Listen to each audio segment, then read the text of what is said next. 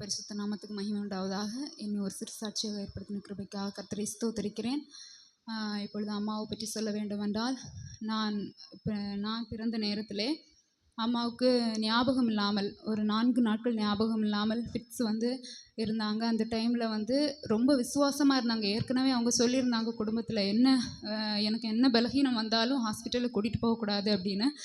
அது மாதிரி எங்கள் மாமா எல்லாம் அவங்களுக்கு இப்படி ஞாபகம் இல்லாமல் ஆன பிறகு கூட அவங்க ஹாஸ்பிட்டல் கூட்டிகிட்டு போகாமல் ஜெப வீட்டுக்கு கூட்டிகிட்டு போயிருக்காங்க.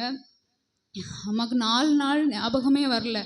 அப்படி இருந்த பிறகும் அப்புறம் விசுவாசத்துலேயே அவங்க சபையார் எல்லோரும் ஜெபிச்சிருக்காங்க. ஜெபிச்சு 4 நாள் கழித்து 5ஆவது நாள் ஞாபகம் வந்திருக்கு.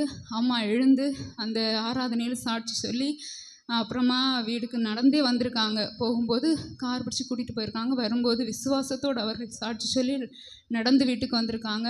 அவ்வளோ ரொம்ப விசுவாசத்தில் அவங்க உறுதியாக இருந்தாங்க. அதுக்கப்புறமும் எங்ககிட்ட சொல்லும்போதும் எல்லாம் எனக்கு மேரேஜ் முடிகிறது வரைக்கும் நான் இது வரைக்கும் ஹாஸ்பிட்டல் போனதே இல்லை. எனக்கு இந்த காய்ச்சல் மருந்து கூட தெரியாது. அந்த அளவுக்கு அவங்க காய்ச்சல் வந்தால் கூட ஜெபம் பண்ணி அதிலே அப்படியே வளர்த்திட்டு இருந்தாங்க. விசுவாசத்துலேயே வளர்த்திட்டு இருந்தாங்க. ரொம்ப பைபிள் படிப்பாங்க, அதிகமாக ஜெபம் பண்ணுவாங்க. அந்த மாதிரி இருந்தாங்க.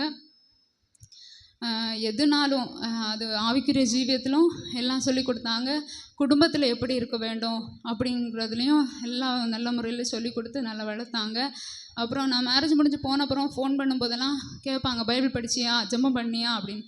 இல்லைன்னு சொன்னால் 10 அதிகாரம் படி, 10 அதிகாரம் படிச்சுட்டு எனக்கு ஃபோன் பண்ணி சொல்லு அப்படின்னு சொல்லுவாங்க.